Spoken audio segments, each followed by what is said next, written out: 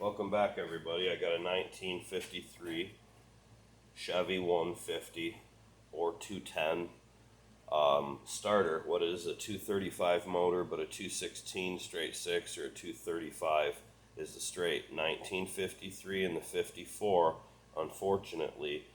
So 1947 and 1954 have a 2-bolt starter. Well, the nose is a little bit longer and skinny and tighter, it looks like, and there's a 3-bolt on a 55 up. So a 53 like mine, or a 47 to 54 are a special starter like this one, the 2-bolt, and it's 6-volt. Well, these contacts go bad in the inside here, and like mine, they're wore right off even. Well, I've had to replace them before.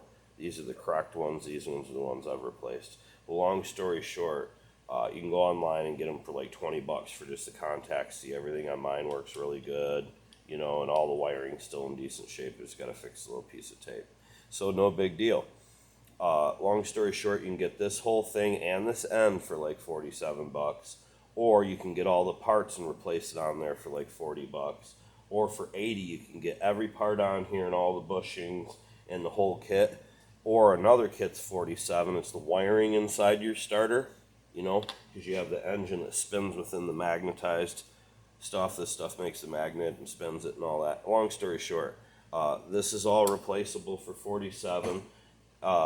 You can get this whole end or all these parts replaceable for 47, or you can get, I don't know if you can get the main motor, but I know for sure the bushings and all the stuff and washers and everything comes in the kit with this for the 47.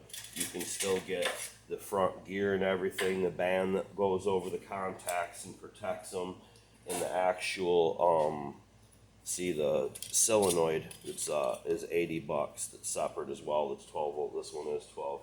They sell everything for these starters to make sure, because from 47 to 54, these starters are in their own with this pattern.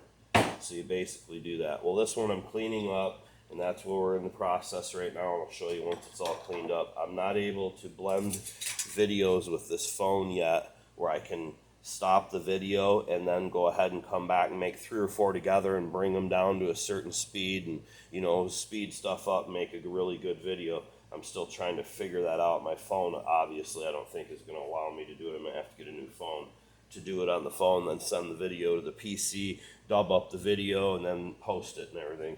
So that's where we're at right now, and I'll come back with another video once this is all cleaned up real quick, and I'll show you what it looks like, and then we'll put it back together. Okay, thanks.